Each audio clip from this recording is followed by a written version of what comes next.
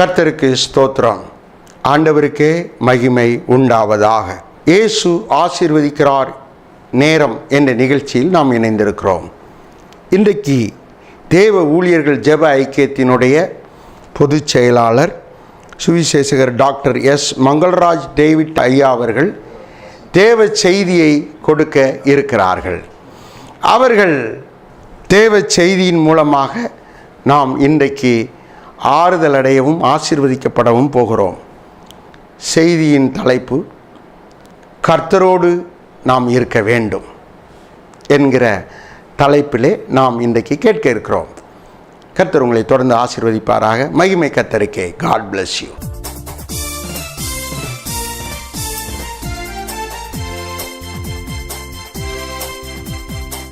கர்த்தராகிய இயேசு கிறிஸ்துவின் நாமத்தினாலே உங்களுக்கு என் அன்பின் வாழ்த்துதல் தெரிவித்துக் கொள்கிறோம். இயேசு ஆசீர்வதிக்கிறார் நேரத்திலே மறுபடியுமாக சந்திக்கிறதிலே மிக்க மகிழ்ச்சி. இன்றைய தினத்திலும் நாம் கர்த்தருடைய வார்த்தையை கேட்க இருக்கிறோம். இன்றைய நாளின் செய்தியின் தலைப்பு இடைவிடாமல் கர்த்தருடன் இருங்கள் என்ற தலைப்பிலே நாம் தியானிக்க இருக்கிறோம்.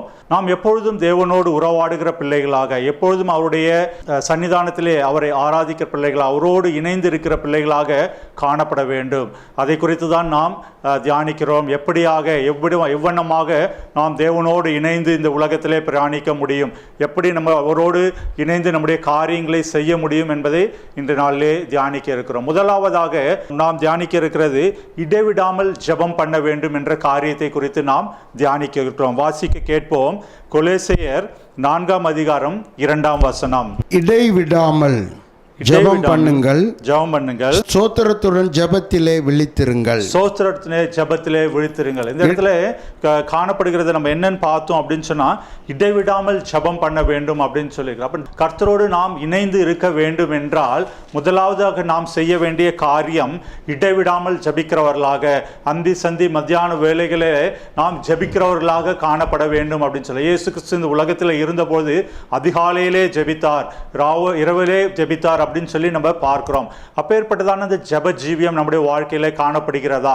அப்பேற்பட்டதான அந்த உறவுக்குள்ளாக, தேவனோடு ஜெபிக்கிற அந்த உறவுக்குள்ளாக நாம் இருக்கிறோமா என்று நாம் சீர்தூக்கி பார்க்கிறோம். அப்போஸ்தலர் 6:4 இப்படியாக சொல்லுகிறது, ஜெபம் பண்ணுவதில் இடைவிடாமல் தரித்திருங்கள் அப்படின்னு சொல்லியிருக்கிறது. அப்போ அந்த இடைவிடாமல் ஜெபிக்கிற காரியம் நம்முடைய வாழ்க்கையில எப்படி இருக்கணுமா? எப்பொழுதும் காணப்பட வேண்டும். அப்படிப்பட்டதான வாழ்க்கை நம்முடைய வாழ்க்கையில இருந்தால் அது ஒரு ஆசீர்வாதமான வாழ்க்கை. அப்பொழுது தேவனோடு தரித்திருக்கிறவர்களாக, தேவனோடு இடைப்படுகிறவர்களாக காணப்பட வேண்டும். ஐயா, ஜெபிக்கிறது எப்படி நாங்கள் இடைவிடாமல் ஜெபிக்க முடியும்? எத்தனை அவ்வளோ பாயிண்ட்ஸ் எங்களுக்கு இருக்கு, என்ன காரியத்துக்காக அப்படின்னு சொல்லும்போது நாம் அனைவருக்கும் தெரிந்தது, நாம் நம்முடைய தனிப்பட்ட வாழ்க்கைக்காக, நம்முடைய குடும்ப தேவைகளுக்காக, நம்முடைய குடும்ப அங்கத்தினர்களுக்காக நாம் வழக்கமாக ஜெபிப்போம். அது மட்டுமாக நிறுத்தி விடாதபடி நம்முடைய ஆலயத்தில் இருக்கிற மக்கள், நம்முடைய சக விசுவாசிகள், நம்முடைய அண்டை வீட்டார், இயேசு கிறிஸ்துவின் அன்பை ருசிக்காதவர்கள், நம்முடைய வேலை ஸ்தலங்களிலே நம்மோடு வேலை செய்கிற மக்கள், அவர்களுக்காக நாம் ஜெபிக்க அழைக்கப்படுகிறோம். நம்முடைய தேசத்திற்காக ஜெபிக்கப்படுகிறோம். தேசத்தை ஆளுபவர்களுக்காக ஜெபிக்க அழைக்கப்படுகிறோம். அப்பேற்பட்டதான நாம் ஜெபிக்கிற காரியங்களை செய்யும்போது நாம் தேவனோடு இடைவிடாமல் ஜெபம் பண்ணுகிறவர்களாக காணப்பட வேண்டும். அநேக ஜெப காரியங்கள் இருக்கிறது. ஊழியத்தின் நிமித்தமாக அநேக இடங்களுக்கு கடந்து செல்கிற தேவ ஊழியர்களுக்காக நீங்கள் ஜெபிக்கலாம், அவர்களுடைய பணிகளுக்காக ஜெபிக்கலாம், தேவ ஊழிய குடும்பங்களுக்காக நீங்கள் ஜெபிக்கலாம். இப்பேற்பட்டதான காரியம் தொடர்ந்து இடைவிடாமல் ஜெபிப்பது அது ஒரு ஊழியமாக கருதப்படுகிறது. ஜெபம் என்பது ஒரு ஊழியம். நீங்கள் எந்த இடத்திலே இருந்தாலும், வீட்டிலே இருந்தாலும் சரி, பிரயாணப்பட்டு கொண்டு இருந்தாலும் சரி, நீங்கள் எந்த இடத்திலே இருந்தாலும் உங்களுடைய இருதயத்திலே தேவனோடு இடைவிடாமல் ஜெபிக்க முடியும். அந்த ஜெப ஜீவியம் உங்களிடத்தில் காணப்படவில்லை என்றால் நீங்கள் இன்ற தினத்திலே இடைவிடாமல் ஜெபம் பண்ணுகிறவர்களாக நீங்கள் மாற வேண்டுமாறு உங்களை அன்போடு அழைக்கிறேன். அடுத்தபடியாக நாம் பார்க்க போகிற காரியம் இடைவிடாமல் ஆராதனை செய்யுங்கள் என்ற தலைப்பிலே தானியேல் 6ஆம் அதிகாரம் 16ஆம் வசனம் 20ஆம் வசனத்தில் இப்படியாக சொல்கிறது, அப்பொழுது ராஜா கட்டளையிட அவர்கள் தானியேலை கொண்டு வந்து, அவர் கட்டளையிட தானியேலை கொண்டு வந்து அவனை சிங்கத்தின் கெபியிலே போட்டார்கள். ராஜா தானியேலை நோக்கி நீ இடைவிடாமல் ஆராதிக்கிற தேவன் உன்னை தப்புவிப்பார் என்றார். ராஜா கெபியின்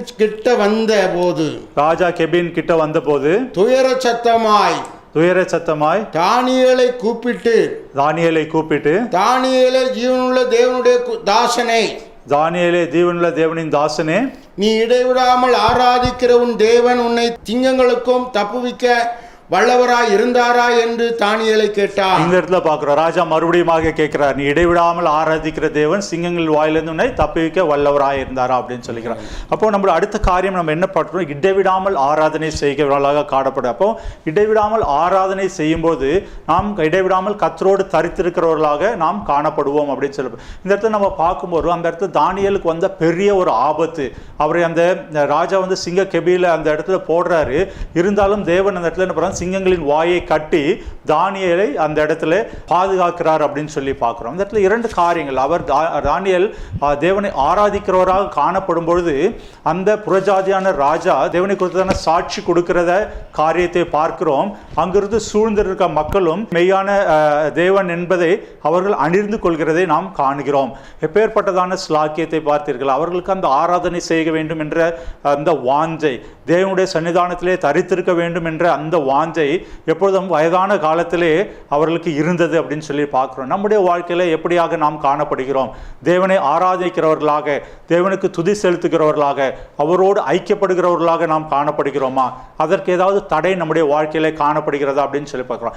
எந்த இடத்துல துதி இருக்கிறதோ, எந்த இடத்துல ஒரு ஆராதனை இருக்கிறதோ, அந்த இடத்துல ஒரு தேவனுடைய விடுதலை உண்டு அப்படின்றத நீங்கள் உணர்ந்து கொள்ள வேண்டும். இன்றைய தினத்திலே ஏதோ ஒரு பிசாசின் கட்டுகளினாலோ, வியாதிகளினாலோ, துயரத்தினாலோ, கடன் பிரச்சனையினால் நீங்கள் தவித்து கொண்டிருப்பீர்கள் என்றால் தேவனை நீங்கள் துதியுங்கள், ஆராதனைகள். நீங்கள் இருக்கிற இடத்திலே தேவனை துதிக்கும் போது அந்த துதியின் சத்தத்தினாலே உங்களுடைய பிரச்சனைகள் மாறி போகும் என்பதில் சந்தேகமில்லை. எப்படி தேவன் தானியேலை சிங்க கெபியிலே பாதுகாத்தாரோ, இப்பேற்பட்ட அந்த பொல்லாங்கான சாத்தான் அவனின் சதிகளிலிருந்து தேவன் நம்மை பாதுகாக்க வல்லவராயிருக்கிறார். அப்படியாக நாம் முதலாவதாக பார்த்தோம், இடைவிடாமல் ஜபிக்க வேண்டும். அடுத்தபடியாக இடைவிடாமல் ஆராதிக்க வேண்டும் என்று பார்த்தோம். மூன்றாவதாக நாம் தியானிக்க இருக்கிற பகுதி, இடைவிடாமல் உபதேசம் பண்ணுங்கள் அப்படின்னு சொல்லி நம்ம பார்க்க போகிறோம். அப்போஸ்தலர் 5:42 நாம் வாசிக்க கேட்போம். தினந்தோறும் தேவாலயத்திலேயும் வீடுகளையும் இடைவிடாமல் உபதேசம் பண்ணி இயேசுவே கிறிஸ்து என்று பிரசங்கித்தார்கள். இயேசுவே கிறிஸ்து என்று பிரசங்கித்தார்கள் அப்படின்னு சொல்றப்ப இந்த அப்போஸ்தலர்கள் எப்படி பண்ணிட்டு இருந்தாங்களா, தினந்தோறும் தேவாலயங்களிலும் வீடுகளிலும் இடைவிடாமல் உபதேசம் பண்ணி இயேசு கிறிஸ்து என்று பிரசங்கம் பண்ணினார்கள். அந்த உபதேசிக்கிறது அப்படின்னு என்றால் என்ன? ஐயா எனக்கு தெரியாது, நாங்கள் ஆலயத்துக்கு போகிறோம், நாங்கள் பார்த்துருக்கோம், எங்களுடைய பாஸ்டர் ப்ரேயர் பண்ணுறாரு, எங்களுடைய சர்ச்சில் இருக்கிற தலைவர்கள் பிரசங்கிக்கிறார்கள், ஊழியக்காரர்கள் பிரசங்கிக்கிறார்கள், எங்களுக்கு உபதேசம்னா என்னன்னு தெரியலன்னு நீங்கள் சொல்லிட்டு இருக்கீங்களா? இந்த தினத்திலே தேவன் உங்களோடு பேசி கொண்டிருக்கிறார். தேவன் உங்களுடைய வாழ்க்கையில செய்த அற்புதங்களையும் அடையாளங்களையும் நீங்கள் சாட்சியாக மற்றவர்களுக்கு பகிர்றது தான் உபதேசம். இதில் நீங்கள் எனக்கு வேதத்தில் ஆழ்ந்த அனுபவம் இல்லை, எனக்கு ஊழியத்தின் அழைப்பு இல்லை, எனக்கு அந்த பாஸ்டருக்குரிய அழைப்பு இல்லை அப்படின்னு சொல்லிட்டு நீங்கள் காலத்தை கடத்துவது தவறான காரியம். உபதேசம் என்பது தேவன் நம்முடைய வாழ்க்கையிலே செய்த அற்புதங்களையும் அடையாளங்களையும் மற்றவர்களுக்கு சாட்சியாக பகர்வது தான் தேவனை குறித்ததான உபதேசம். அப்படி செய்யும்போது என்ன பண்ணோம் அப்படின்னு சொன்னால், தேவன் நம்முடைய வாழ்க்கையிலே செய்த அற்புதங்களை மற்றவர்களுடைய சாட்சியிலும் அற்புதங்களை நிகழ்த்துவதற்கு அவர் வல்லவராயிருக்கிறார். அவர்களும் நாம் ருசித்த அன்பை மற்றவர்களும் பெற்றுக்கொள்ள வேண்டும் என்ற வாஞ்சை நம்மிடத்திலே காணப்பட வேண்டும். அப்படிப்பட்டதான வாஞ்சை நம்மளே காணப்படுமானால் தேவனை குறித்து சாட்சி கொடுக்க ஒரு நாளும் வெட்கப்பட மாட்டோம். வெட்கப்பட்டு நாம் இருப்போம் என்றால் நாம் இலவசமாக பெற்றுக்கொண்ட ஆசீர்வாதத்தை, பரலோக நன்மைகளை மற்றவர்கள் இழந்து போவார்கள். மற்றவர்களுக்கு சுவிசேஷத்தை பிரசங்கிப்பதற்காகவே நாம் அழைக்கப்பட்டிருக்கிறோம். இயேசு கிறிஸ்து இந்த உலகத்திலிருந்து கடந்து செல்லும் பொழுது நமக்கு என்ன சொல்லியிருக்காங்க, உலகமெங்கும் போய் சர்வ சிருஷ்டிக்கும் சுவிசேஷத்தை பிரசங்கிங்கள் அப்படின்னு சொல்லியிருக்காங்க. அப்படிப்பட்டதான பொறுப்பை நம்மிடத்தில் தேவன் கொடுத்து சென்று இருக்கும்போது நாம் இந்த உபதேசத்தை, தேவனை குறித்ததான காரியங்களை, தேவன் நம்முடைய வாழ்க்கையிலே செய்த அற்புதங்களையும் அடையாளங்களையும் மற்றவர்களுக்கு சாட்சியாக பகர அழைக்கப்படுகிறோம். நாம் சாட்சி கொடுக்கிறவர்களாக இருக்கும். ஒருபொழுதும் நாம் பெற்றுக்கொண்ட ஆசீர்வாதங்களை மற்றவர்களோடு பகிர்ந்து கொள்வதில், மற்றவர்களோடு சாட்சி பகிர்வதில் வெட்கப்படவே கூடாது. நாம் வெட்கப்பட்டு போவோம் என்றால் இயேசு கிறிஸ்துவை நாம் மறுதலிக்கிறவர்களாக காணப்படுவோம். அதை நாம் மனதிலே நிறுத்திக் கொள்ள வேண்டுமாறு கேட்டுக்கொள்கிறேன். மத்தேயு 28:20 அங்கே நான் கட்டளையிட்ட யாவையும் கைக்கொள்ள உபதேசம் பண்ணுங்கள். நம்ம நல்ல போதனைகள் வேதாகமத்தில் சொல்லியிருக்கிற நற்காரியங்களை கை கொள்வதற்கு நாம் அவர்களுக்கு மற்றவர்களுக்கு உபதேச வேண்டும். நம்முடைய குடும்பமாக இருக்கட்டும், கணவன் மனைவிக்குள்ளாக, பிள்ளைகளுக்குள்ளாக, நம்மை சூழ்ந்து இருக்கிறவர்களுக்காக நாம் நற்காரியங்களை அவர்களுக்கு சொல்லிக் கொடுக்க முடியும். எது வழி, நல்ல வழி என்பதை நாம் அவர்களுக்கு சொல்லிக் கொடுக்க தவறவே கூடாது. அப்பேற்பட்டதான காரியங்களை நாம் சொல்லிக் கொடுக்கும். வேதாகமத்தில் இருக்கிற கட்டளைகள், இயேசு கிறிஸ்து நமக்கு கொடுத்து சென்ற காரியங்களை மற்றவர்களுக்கு உபதேசமாக கூற வேண்டும். அப்பேற்பட்ட காரியங்களை நாம் செய்யும்போது தேவனுடைய ராஜ்யம் நாமும் மகிமைப்படுவது மட்டுமல்லாமல் அநேக புதிய ஆத்துமாக்களை அவர்களை வழிநடத்துவதற்கு அது பிரயோஜனமாக இருக்கும். நாம் முதலாவது பார்த்தோம், எப்படி இடைவிடாமல் கர்த்தரோடு தரித்திருக்க வேண்டும் என்றால் இடைவிடாமல் ஜெபிக்க வேண்டும் பார்த்தோம். அடுத்தபடியாக இடைவிடாமல் ஆராதனை செய்ய வேண்டும் என்று பார்த்தோம். மூன்றாவதாக இடைவிடாமல் உபதேசம் பண்ண வேண்டும் என்று பார்த்தோம். இப்போ நான்காவதாக நாம் பார்க்கும்போது இடைவிடாமல் நம்பிக்கொண்டிருக்க வேண்டும். நம்பிக்கொண்டிருங்கள் அப்படின்னு சொல்லி இருக்கிறது. ஓசியாவின் புஸ்தகம் 12ஆம் அதிகாரம் 6ஆம் வசனத்தை நாம் வாசிக்கும்போது இப்பொழுதும் நீ உன் தேவனிடத்திலே திரும்பு, தயவையும் நியாயத்தையும் கைக்கொண்டு இடைவிடாமல் தேவனை நம்பிக்கொண்டிரு அப்படி சொல்லி நம்முடைய விசுவாச வாழ்க்கை இயேசு கிறிஸ்துவை சொந்த இரட்சகராக ஏற்றுக்கொண்டிருக்கிற பிள்ளைகளுக்கு விசுவாசம் என்பது ஒரு கேடயம். அப்படின்போது நம்பிக்கை நமக்கு வாழ்க்கையில் எப்பொழுதும் காணப்பட வேண்டும். நம்பிக்கையில் சோர்ந்து போகவே கூடாது. விசுவாசம் கொண்டு வருகிற எல்லா சோதனைகளிலுமிருந்து இயேசு கிறிஸ்து நம்மை விடுவிக்கிறவராக, ரட்சிக்கிறவராக இருக்கிறார். அப்படி நம்பிக்கை இழக்கிறவர்களாக நிறைய போராட்டங்கள் வரும், நிறைய பிரச்சனைகள் வரும். நாம் நம்பிக்கையை இழந்து விடக்கூடாது.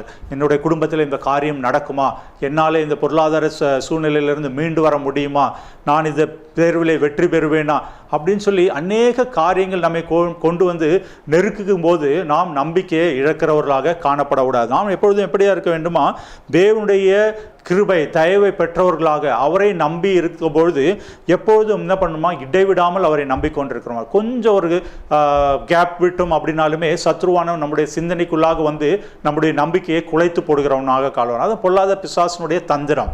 அப்போ நம்ம இயேசுவோடு பிதாவோடு இருக்கிற தொடர்பில் எப்பொழுதும் இடைவிடாமல் அவரை நம்பிக்கொண்டு அவரை விசுவாசித்து கொண்டு நம்முடைய விசுவாசத்தில் பலப்படும் பொழுது அப்போ என்ன பண்ணுவோம், நம் இடைவிடாமல் அவரோடு தரித்திருக்கிறவர்களாக காணப்படுவோம் அப்படின்னு சொல்லி பார்க்குறோம். அந்த நம்பிக்கை எப்பவும் நம்ம விட்டு அகன்று போகக்கூடாது அப்படின்னு சொல்லி சங்கீதம் 62:8 சங்கீதக்காரன் இவ்வளமாக சொல்கிறார், ஜனங்களே எக்காலத்திலும் அவரை நம்புங்கள் அப்படின்னு சொல்லி சங்கீதக்காரன் சொல்லியிருக்கான். அப்போ நாம் அவரை எப்பொழுதும் அவரை நம்புகிறவர்களாக காணப்பட வேண்டும் அப்படின்னு சொல்லி பார்க்கிறோம். அடுத்தபடியாக நம்ம பார்க்கிறோம் 5வது காரியமாக இடைவிடாமல் நன்றி செலுத்துங்கள் அப்படின்னு சொல்லிட்டு வாசிக்க கேட்போம். 1 தெசலோனிக்கேயர் 2:13 ஆகையால் நீங்கள் தேவ வசனத்தை எங்களாலே